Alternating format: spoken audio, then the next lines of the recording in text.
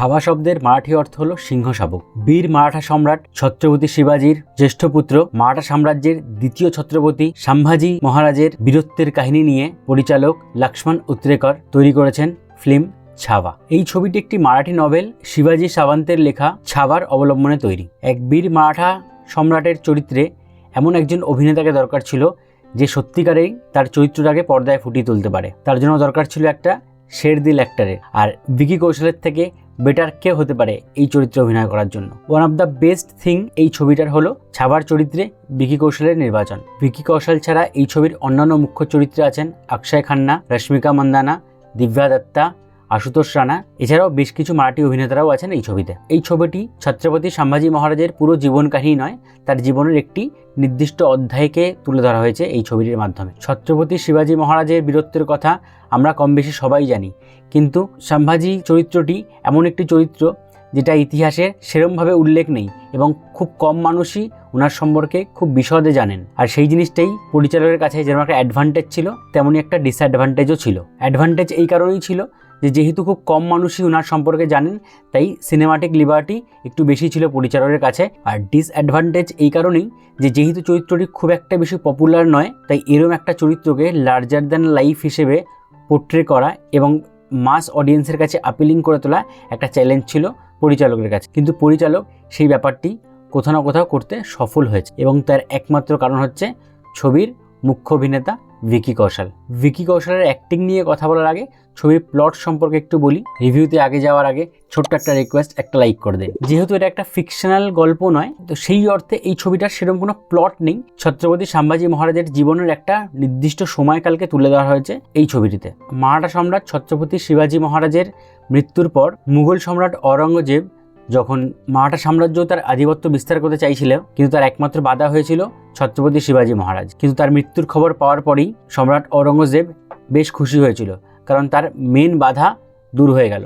এবার তার হয়তো মারাঠা সাম্রাজ্যে নিজের আধিপত্য বিস্তার করার সুযোগ হাতের মুঠোয় চলে এসেছে। কিন্তু ঠিক সেই সময় আউট অফ সিলেবাস গোয়া থেকে চলে আসেন শিবাজি মহারাজের পুত্র সম্ভাজি মহারাজ, এবং সে কিভাবে তার যুদ্ধশৈলী, সাহসিকতা এবং বুদ্ধির মাধ্যমে মুঘল সম্রাট ঔরঙ্গজেবকে একটার পর একটা চ্যালেঞ্জ ছুড়ে দেয়, সেটাই এই ছবির মূল বিষয়। ছবির শুরুতেই দেখানো হয় সম্ভাজি মহারাজ বুরহানপুরে মুঘলদের একটি ডেরাতে আক্রমণ করে এবং সম্রাট ঔরঙ্গজেবের জন্য একটা কড়া বার্তা দেন যে ছত্রপতি শিবাজি মহারাজ মৃত্যু হলেও মারাঠা সাম্রাজ্য অভিভাবকহীন হয়ে পড়েনি। তার যোগ্য উত্তরসূরি হিসেবে সম্ভাজি মহারাজ তার জায়গা নেওয়ার জন্য প্রস্তুত। সেখানে দেখানো হয় বেশ কিছু মুঘল সৈনিকদের সাথে মারাঠা সৈনিকদের শর্ট ফাইট হয়, এবং সেখানে সম্ভাজি মহারাজের হিরোইক ফাইটের পর মারাঠারা জয়লাভ করে। তারপরেই সম্ভাজি মহারাজের রাজ্যাভিষেক হয় দ্বিতীয় ছত্রপতি হিসেবে। এরপর সম্রাট ঔরঙ্গজেব যখন এসে দেখেন যে তাদের বুরহানপুরের ডেরা প্রায় শ্মশানে পরিণত করেছেন মারাঠা সম্রাট সম্ভাজি মহারাজ, তখন তিনি নিজের মুকুট খুলে রাখেন এবং বলেন যে এই মুকুটটা তিনি তখনই পরবেন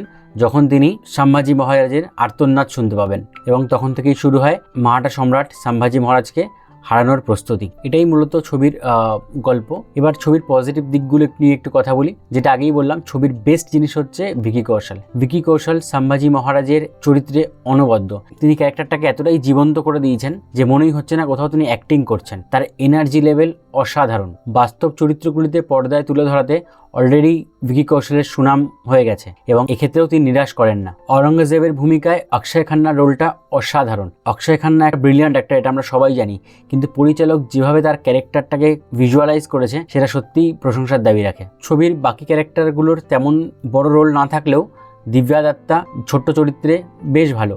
আশুতোষ রানাও নিজের কাজ যথাযথ করেছেন। রশ্মিকা মন্দানা একই রকম ক্যারেক্টার আমরা বারবার দেখি। রশ্মিকা মন্দানার অ্যাক্টিং বেশ ভালো, তবে তার চরিত্রটা একটু মনোটোনাস। ছবিটা মূলত ভিকি কৌশলের ছবি। ছবির সিনেমাটোগ্রাফি বেশ ভালো, মারাঠা সাম্রাজ্য ল্যান্ডস্কেপটাকে বেশ ভালোভাবে তুলে ধরা হয়েছে। আর একটা ছবির খুব সুন্দর জিনিস হচ্ছে ছবির কস্টিউম ডিজাইন। সম্ভাজি মহারাজকে যে কস্টিউমগুলো পরানো হয়েছে সেগুলো সত্যি খুব সুন্দর। ইয়ার রহমানের মিউজিক বেশ ভালো। ছবির নেগেটিভ দিক বলতে, ছবিটি প্রায় 2 ঘন্টা 40 মিনিটের ছবি। ছবির প্রথমার্ধটা একটু স্লো, কোথাও না কোথাও প্রথমার্ধের নেগেটিভটা সেভাবে এক্সাইটিং মনে হয় না, কিন্তু ইন্টারভ্যালের পরে ছবিটা গিয়ার চেঞ্জ করে এবং ছবির সমস্ত কিছু বেটার হতে থাকে। এখানে ছবির ক্লাইম্যাক্সটাকে একটুখানি স্ট্রেচ করা হয়েছে, কিন্তু সেটা ভালো লাগে। ছবির ক্লাইম্যাক্সটা ভালো। ছবির লাস্ট 40 মিনিট সত্যিই ছবির মুডকে অনেক এনহ্যান্স করে, এবং সেখানে ব্যাকগ্রাউন্ড মিউজিকও অনেক হেল্প করে ছবিটাকে এলিভেট করতে। ছবির শেষে ভিকি কৌশলের যে টর্চারের সিনগুলো আছে সেগুলো সত্যিই গুজবাম দেয়। ওভারঅল ছবিটি একটি দারুণ প্রচেষ্টা পরিচালকের তরফ থেকে। আপনি যদি ভিকি কৌশলের ফ্যান হন, ডেফিনেটলি ছবিটা মাস্ট ওয়াচ এবং হলে গিয়ে অবশ্যই দেখুন, ছবিটা ভালো লাগবে। রিভিউটি ভালো লাগলে অবশ্যই একটা লাইক করবেন এবং চ্যানেলটাকে সাবস্ক্রাইব করতে ভুলবেন না। দেখা হবে আরেকটি রিভিউ ভিডিওতে, ততক্ষণ ভালো থাকবেন। এতক্ষণ রিভিউটা ভালো লাগলে প্লিজ একটা লাইক করে দিন।